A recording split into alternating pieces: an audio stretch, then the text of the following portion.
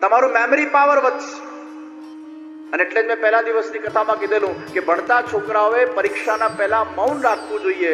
અગર 3 વાગ્યાનો પેપર છે તો સવારે ઉઠતાના સાથે મૌન પાડો, 3 વાગે પરીક્ષા આપો અને પરીક્ષા પૂરી થાય પછી તમે બોલો. એ પરીક્ષા પહેલા તમે મૌન રાખશો, તમારું કોન્સન્ટ્રેશન લેવલ વધી જશે. વૃદ્ધાવસ્થાના અંદર મૌન પાડવું જોઈએ, કારણ કે આપણે જેટલું બોલીએ છીએ ને આપણી એનર્જી એટલી વેસ્ટ થાય છે. એવું કહેવાય છે કે 3-4 કલાક આપણે તો 8 કલાક પેલો તડકામાં મજૂર જે કામ કરે એની જેટલી એનર્જી જાય એટલી આપણી એનર્જીનો વ્યય થઈ જતો હોય છે. એટલે મૌન, એનર્જીને સંગ્રહિત કરો. અને તમે મૌન રાખશો ને, you will feel more energetic from inside. Stress, anxiety, fear આ પણ મૌનથી અને ભગવત ચિંતનથી અને મૌનના અંદર અગર આપણે વ્રત કરીએ અને જપ, અનુષ્ઠાન, ધ્યાન કરીએ તો ધીરે ધીરે આ અભ્યાસથી આપણા મનના ઘણા બધા વિકારોને આપણે દૂર કરી શકીએ. એટલે 9મું રત્ન કપિલજી આપે છે એ મૌન છે.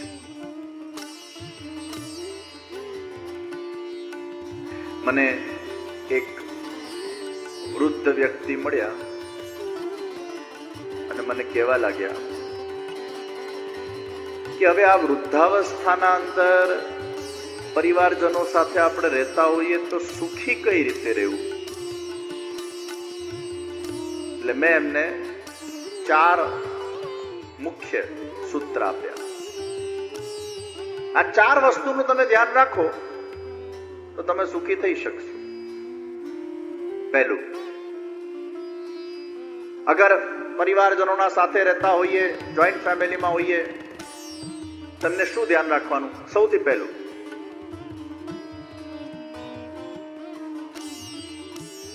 વણ માંગી સલાહ આપવાનું બંધ કરી નાખો. ઘણા વૃદ્ધોમાં ટેવ હોય કે એમને ન પૂછે તો પણ એ સામેથી સલાહ આપ કરે અને પછી દીકરા દીકરીઓને તમે સલાહ આપો અને પછી એ તમારી સલાહની અવમાનના કરે, એ માને નહીં અને તમને એમ કહી દે કે પપ્પા મને આ બધું કહેવાની જરૂર નથી, મને આ બધું ખબર જ છે, અમે આજકાલના ભણેલા ગણેલા છીએ, અમને આ બધું નહીં કહેવાનું. અને ક્યાંક તમારી અપાયેલી સલાહ અગર માન્ય ન થાય તો તમને કદાચ બહુ દુઃખ પહોંચશે. અથવા સમજણ આપવાની પણ એક પદ્ધતિ હોય. કોઈ દ્રષ્ટાંતના માધ્યમથી વાતના અંદર બહુ સરળતાપૂર્વક તમે તમારી જે રીતે વાત કહેવા માંગતા હો એ કહી શકો છો. પણ અગર કોઈ માંગે નહીં તો એને સામે સલાહ નહીં આપતા, કારણ કે દુઃખી તમારે જ થવું પડશે. બીજા નંબરે, ઝીણી ઝીણી વાતોને મન પર નહીં લેતા.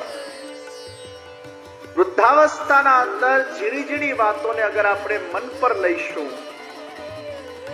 તો છેલ્લે ક્યાંક દુઃખ જ ને દુઃખ પ્રાપ્ત થશે.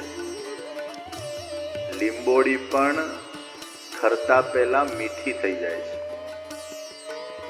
વૃદ્ધાવસ્થાના અંદર તો મીઠાશ આવી જોઈએ, વૃદ્ધાવસ્થાના અંદર સરળતા આવી જોઈએ, અસંતોષ ના આવવું જોઈએ. ઝીણી ઝીણી વાતને મગજ પર લેવાનું છોડી દો.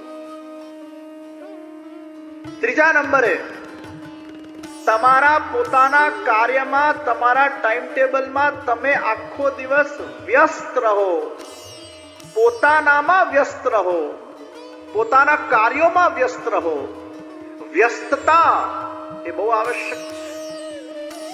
જ્યાં નવરું પડે વ્યક્તિ એટલે જાત જાતના વિચારો એનામાં ચાલુ થઈ જાય, નેગેટિવિટી ચાલુ થઈ જાય, ખોટા લાગવાના પ્રસંગો ઊભા થઈ જાય, નાના નાના વિષયના અંદર એને પછી એનું ચિત્ત એ વિક્ષેપિત બની જાય. કારણ કે આખો દિવસ તમે નવરા બેઠા રહો એટલે નવરાશના અંદર પછી તમારા વિચારો હિલોડે ચડે અને પછી તમને ઝીણા ઝીણા વિષયોનું ચિંતન થવા લાગે, કમ્પેરિઝન થવા લાગે, ભૂતકાળમાં ભવિષ્યના અંદર મન તમારું ડોલવા લાગે. એના કરતા વ્યસ્ત રહો અને વૃદ્ધાવસ્થાના અંદર તમે વધુ ને વધુ તમારું જે પેશન હોય, તમારી જે રુચિ હોય, જે પ્રવૃત્તિ તમને ગમતી હોય એ પ્રવૃત્તિના અંદર તમે તમારા ચિત્તને લગાડો. એ સત્પ્રવૃત્તિ કરતા કરતા, સત્કર્મ કરતા કરતા, સ્વાધ્યાય કરતા કરતા, સ્મરણ કરતા કરતા તમે તમારું આત્મકલ્યાણ કરો. તમે બધામાંથી ચિત્તને બહાર કાઢો. કોઈની લાઈફમાં ઇન્ટરફિયર નહીં કરો, કારણ કે તમારો હવે સમય પૂરો થવા આવ્યો છે. તમે અગર બીજાના લાઈફમાં ઇન્ટરફિયર કર્યા કરશો અને બીજાની લપમાં તમે લપ કર્યા કરશો તો જપ ક્યારે કરશો?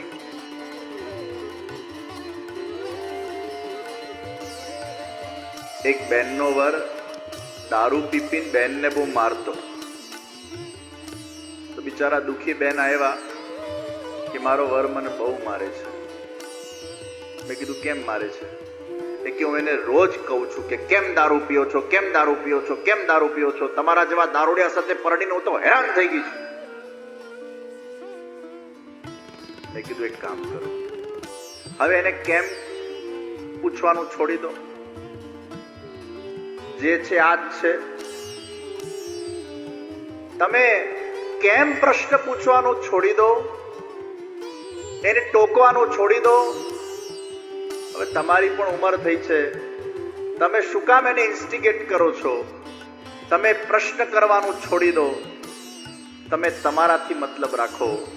તમને બધું બીજું બધું તો કરવા દે છે ને. મને કે ના, બીજી મારામાં કોઈ રોકટોક કરે નહીં, મને સત્સંગ કરવા દે, મને સેવા કરવા દે, મને બધું જ કરવા દે, પણ એને હું છંછેડું ને એટલે પછી છંછેડાય. તમે કીધું છંછેડવાનું બંધ કરો ભાઈ. હું લેવા છંછેડું? એનામાંથી મગજ કાઢો. કદાચ ભગવાનની આ મોહભંગ લીલા છે. પતિમાંથી મગજ કાઢો, પરમેશ્વરમાં લગાડો અને સાથે રહો. તમે ભલે એકબીજાનું કર્તવ્ય નિભાવો, પણ અમુક અવસ્થા પછી પતિ પત્નીએ પણ મનથી ડિટેચ થવાનું છે.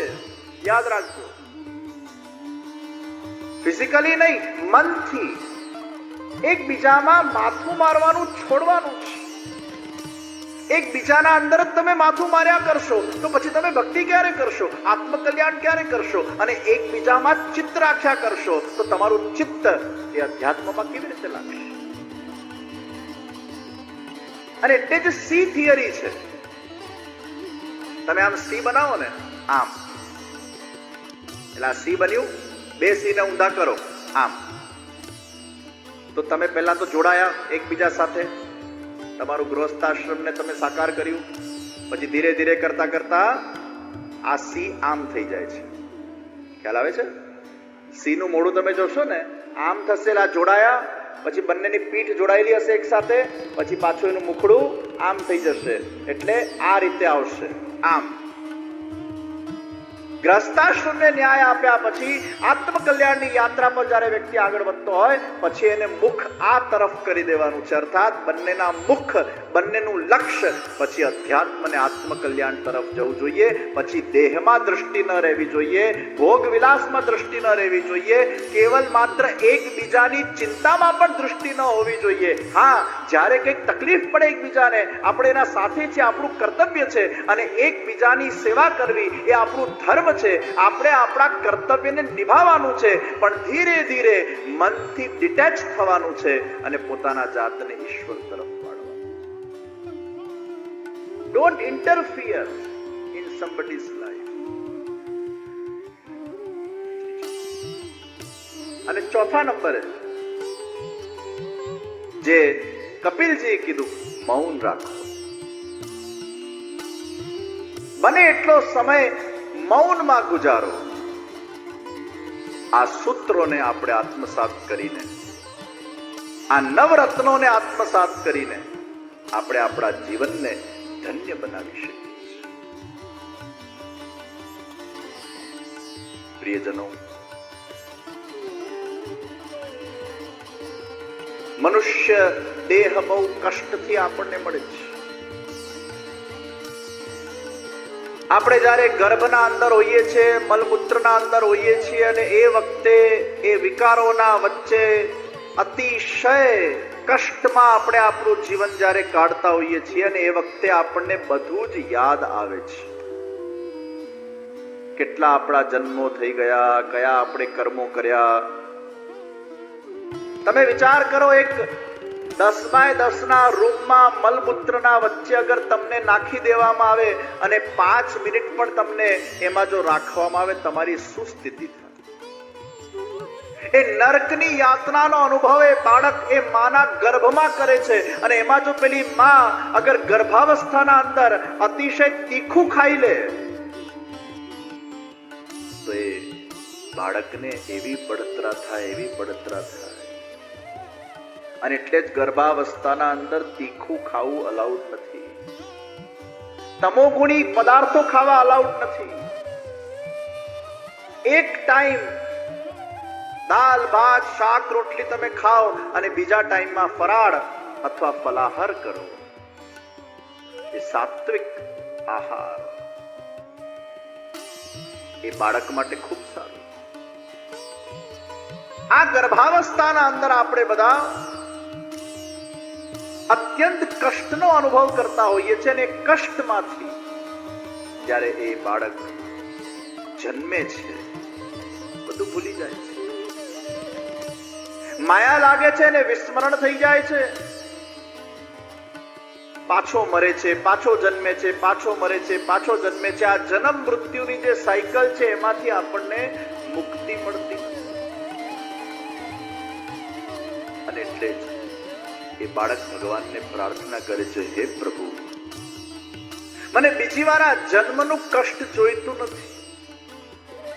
એટલે બહુ આવશ્યક છે કે તમારા મૃત્યુ પહેલા તમારા બધા જ પ્રકારની વિષય વાસનામાંથી તમારું ચિત્ત હટી જવું જોઈએ. કપિલજી આપેલા જે આ 9 સિદ્ધાંતો છે એને આપણે આત્મસાત કરીએ. જેટલી અટેચમેન્ટ મૃત્યુ વખતે ઓછી, એટલું તમને મોક્ષ પ્રાપ્તિ કે ભગવત ધામ પ્રાપ્તિના યોગ બનતા હોય છે. છેલ્લે છેલ્લે બહુ બધું અટેચમેન્ટ લઈને જશો તો ભગવાન પાછું જન્મ આપશે અને આ જન્મ મૃત્યુના સાયકલમાંથી આપણે બહાર નહીં નીકળીશું. કપિલજીએ દેવહૂતિજીને જ્ઞાન પ્રદાન કર્યું, આખો ધ્યાનનો પ્રકાર એમને સમજાવ્યો. કઈ રીતે આસન સિદ્ધ કરીને, પ્રાણાયામ કરતા કરતા શ્વાસો ઉપર ધ્યાન કેન્દ્રિત કરીને કઈ રીતે ભગવાનના દિવ્ય સ્વરૂપનું ચિંતન કરવું અને કઈ રીતે એમાં ચિત્તને ચોંટાડવું, એની આખી એક સુંદર વિધિ કપિલજીએ દેવહૂતિજીને